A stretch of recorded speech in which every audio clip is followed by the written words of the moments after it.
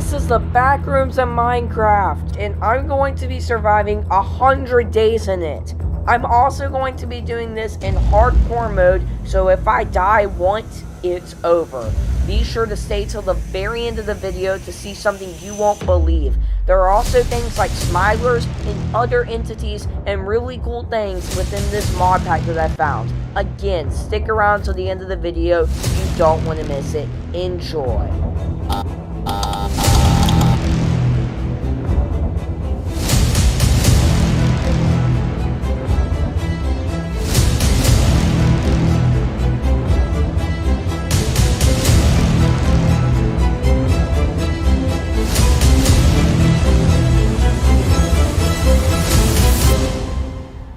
On day 1, I spawned inside of level 0 of the Backrooms. I saw the old mono-yellow wallpaper and heard the fluorescent buzz of the lights in the backgrounds.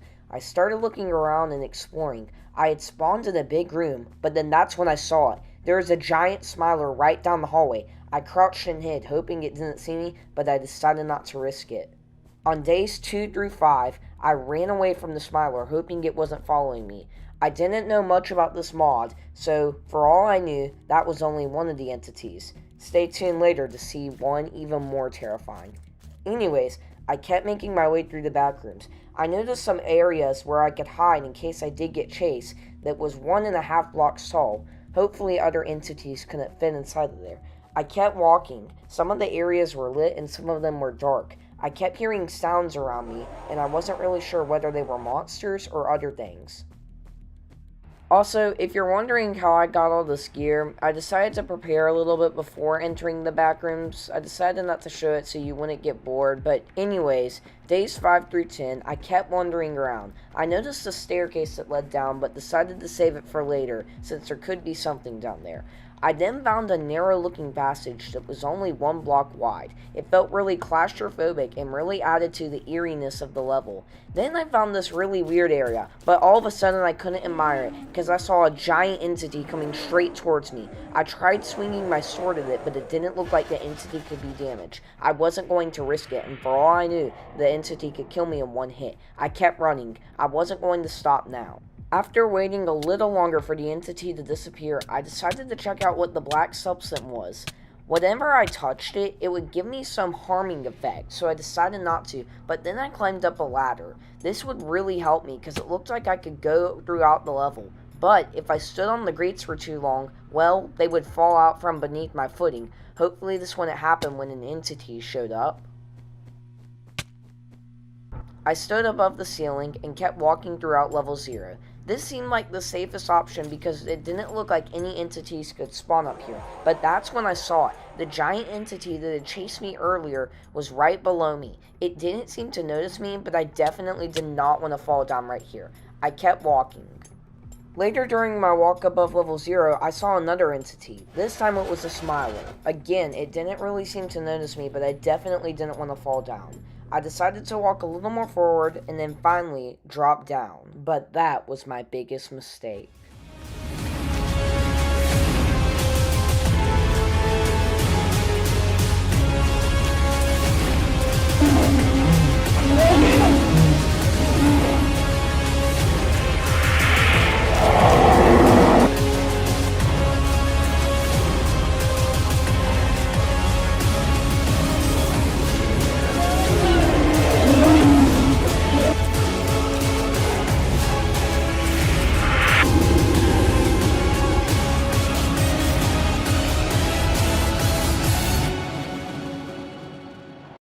After my close encounter with the entity, I ran as fast as I could until I found the stairwell. It looked like the entity was still following me, but I was able to keep my distance from it. I then hid for a few minutes and then went back up, and it looked like the entity was gone. I could still hear it and I knew it was close by, but I was safe wherever I was. Days 10 through 20. I was starting to become more paranoid by the second with this level. I needed to escape instantly. I was getting tired of the same old area over and over. I found another area where I could crouch. I decided I was going to try to make it to level 1 right after this. After walking around level 0 for a bit longer, I finally noticed a different area. This was known as the pitfalls, and I noticed that the block beneath was the same material that the ceiling was made out of. If I stood on it for too long, it would fall and I would die. I quickly made my way through the section and continued on my way. For the next few minutes, I just ran around looking for some sort of exit. No matter where I went, even in the ceiling, I found no resemblance of an exit. Luckily, I didn't really have any encounters with an entity except that one smiler, until I found another staircase. This time I decided to go down it. I found barrels that were empty, but then I saw a block. When I hit it, it glowed up and said checkpoint. This wasn't really helpful though, since I was in hardcore mode. But finally, after a little more searching, I found an unusually bright light until I walked out and I was fully outside. There were plants all around me, but then that's when I noticed it. There was a door with the word exit above it. This was my ticket to getting out of level 0 and possibly even escaping the backrooms. I got ready and then opened the door. Something was terribly wrong. First of all, I had no items in my inventory. For some reason, when I had gone to level 0, my items had stayed, but this time they were completely gone. Now I would have to keep track of how much food and hunger I had left. And also something else was wrong. I noticed that I had been teleported to level 2 and not level 1. For some reason, I was in pipe dreams. I had no clue what sort of entities were in here, if there were any at all. So I kept quiet and made my way through the halls. On days 20 through 25, I climbed up on top of a ladder, but then that's when I heard and saw it. It looked like Herobrine was running down the hallway, but I knew it was something else. It was absolutely terrifying. It ran straight towards me. Luckily, it looked like it couldn't climb ladders, but still, I was now trapped.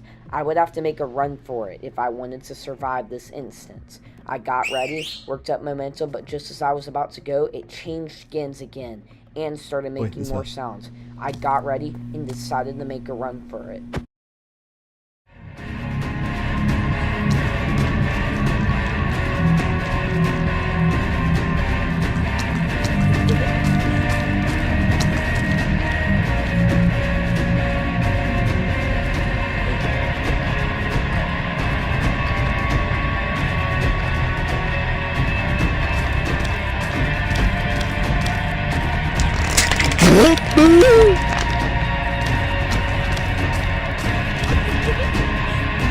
Howdy.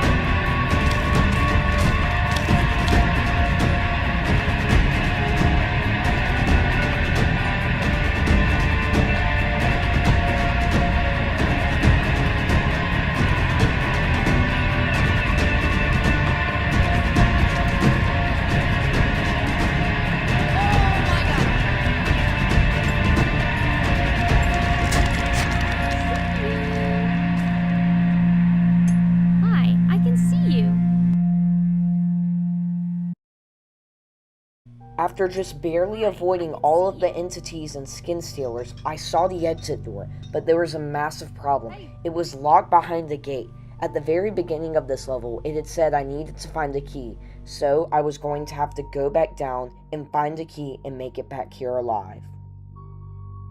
On days 25 through 35, I walked around looking for some sort of key so I could leave this level. I knew that Skinstealers could be nearby, but that's when I saw it. I looked up and it was a dark void, and in the center, it looked like there was some sort of rope. I looked around me and there were no Skinstealers. Suddenly, I walked to the center. It looked like the rope could be broken, but I also noticed I was able to climb it. Since I had no sign of keys whatsoever in this level, I decided to climb up and hope for the best. When I finally reached the top of the tall rope, all my questions were answered. I was now in level 1, the Habitable Zone, also known as the parking garage. I looked all around me. I didn't know what sort of entities were in this level, so I was still sure to keep quiet. But then I realized this might be the place where I can find my keys at. I then found a stairwell that led to actual daylight, but that's when I heard something. And after I looked behind me, I realized there was a death moth heading straight towards me. If it touched me, it would most likely either damage me a lot or kill me. I could not afford to lose this challenge right now, so my best bet was to run. I ran through the corridors of level 1. The lights were flickering, and it sounded like the moth was no longer on my tail though, so I had a chance to breathe. I still kept running though at a steady pace, that way I could find the key and get out of both of these levels. After a bit more searching around, I noticed something off. There was a giant pit, but that's when I saw it. The key was in the middle, but then I noticed there were giant hounds surrounding the key. I didn't know if these killed me in one hit or if they did damage, but it wasn't something I was willing to risk. Now I had to think to myself, how could I get the key without being caught? Well, if you didn't know, these things are actually blind. So, as long as I remained quiet, I would be able to get the key and hopefully none of them would notice me. This was a huge risk, but it was the only way I could escape both of these levels and move on.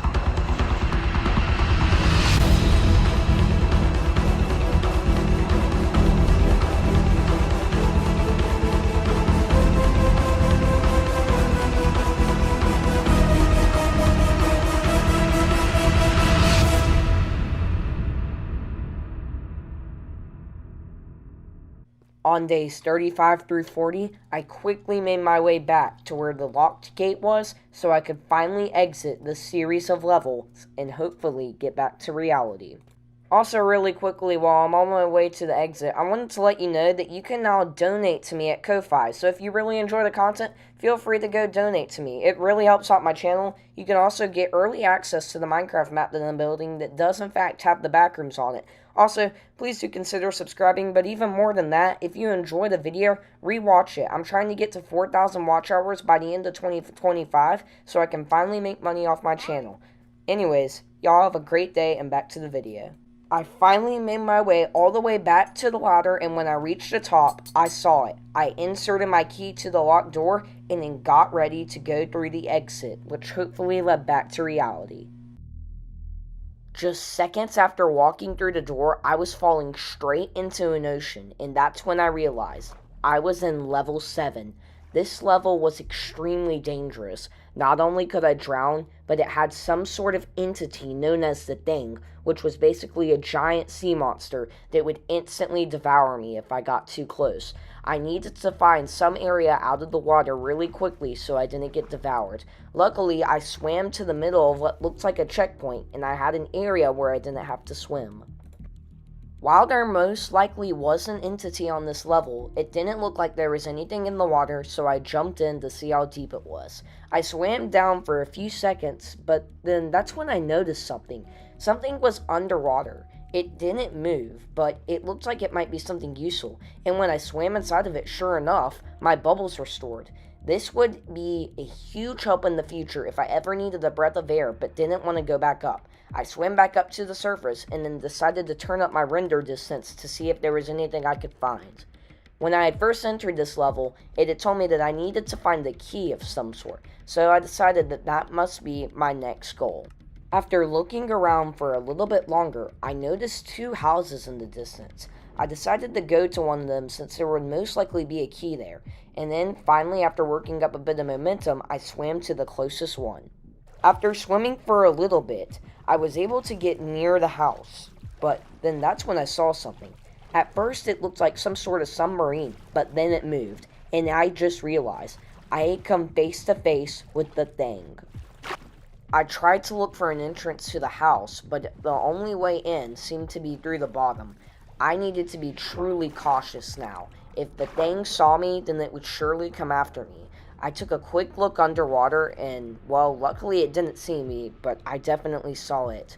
I quickly swam underwater when the Thing wasn't paying attention and made it inside the house. Now I had the second to rest. There was a checkpoint which once again wasn't that big, but then I saw the key. I grabbed the key, but then needed a plan to get out without being seen by the Thing. I quickly devised a plan in my head, then got ready to use it. I decided to get out of the house and then quickly swim out so I could make it back to the middle raft. I swam as fast as my Minecraft character could and didn't look back until I had a safe distance. Luckily, the thing never did come after me, but I got really lucky. I swam all the way back to the raft, but then realized the problem. I had found the key, but I didn't actually find an entrance to put it into. But then that's when I realized the things underwater were to keep my bubbles. So, logically, the exit must be underwater, but that would mean I would have to dive all the way underwater and, well, who knows what's down there.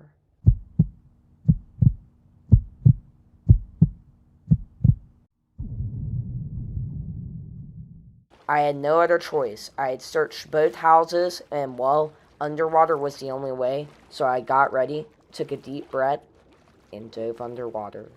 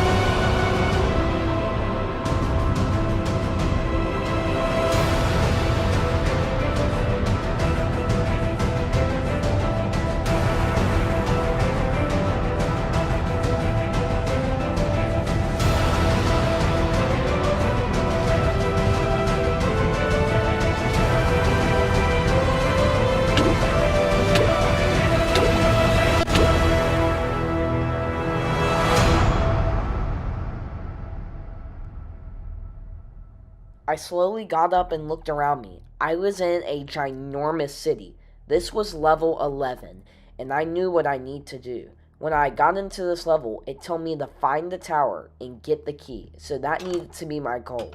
I wasn't sure of any entities on this level, and it was daytime, but I didn't dare find out what happens if I stayed around until night. Days 65 through 75, I explored around the city. I had yet to find any tower or any key, but also I hadn't found any entities. This was good, but it also created an eerie atmosphere around me. But I really wanted to find the key before nighttime fell, because I was positive then that an entity, or many of them, would come out and try to devour me. Some areas of the city felt claustrophobic and pushed together, but others felt endless. I was on a giant long stretch of nothing but buildings as far as the eye could see. I hadn't found any clues on where this tower was. I thought it was going to be easier when coming into this level, but the buildings around me stretched so high, it was hard to see if there was a higher building than any of the other ones. Building after building after building, but there was still no difference. They were all high. Some of them were small though, but still, it was hard to find a giant tower in the middle of this, and I found no resemblance of a key. The only thing I didn't find were empty rooms, some that had tables and chairs, and others with just a couple of barrels. I needed to find this quick, because night was really quickly approaching. But then that's when I saw it. I had been so distracted on finding the tower, I almost walked directly into a hound. And then I looked around me. There was one hound next to me, but then I had the thought. That did confirm that there were entities on this level, and it was then I realized. I had used almost all time of day looking for this building, and now, night started to fall onto the horizon.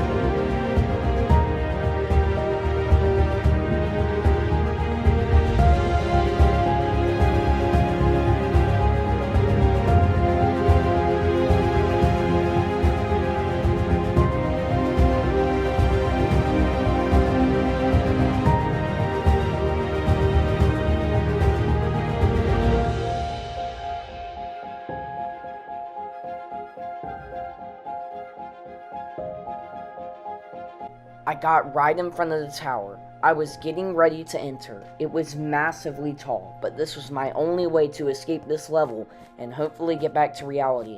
When I walked inside, it looked weird, but then that's when I noticed. There were platforms above me, and when I looked around, I realized what this was. It was a parkour course. I was going to have to get all the way up to the top in one shot without dying, or else I'd fail. I wasn't going to fail this. I got ready and began the parkour.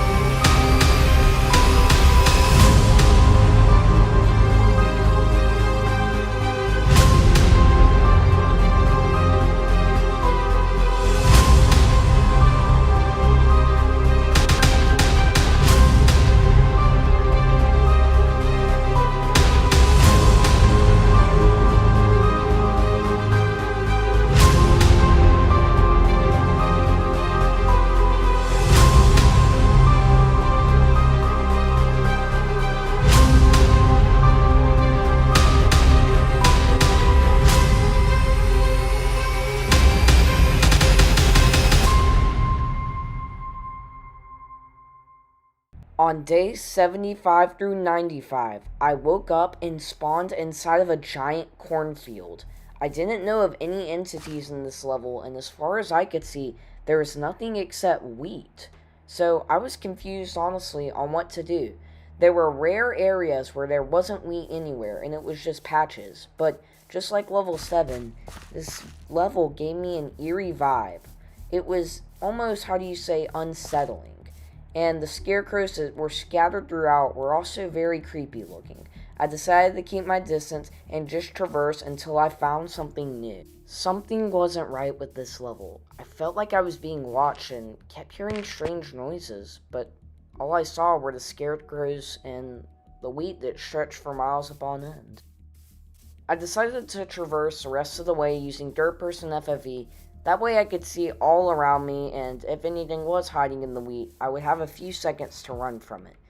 But then that's when I realized something. Just because there isn't something here during the day, doesn't mean there isn't something during the night. And that's when it happened.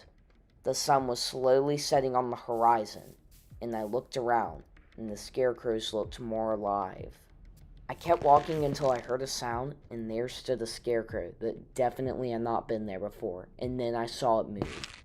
This was it. The scarecrows in this cornfield were all alive, and my only hope was to escape this level. I looked into the far distance and saw a hot air balloon on the ground. I was assuming if I made it there, then hopefully that would end this whole thing, and I would be able to get back to reality. This was it. The last level. It was this or die.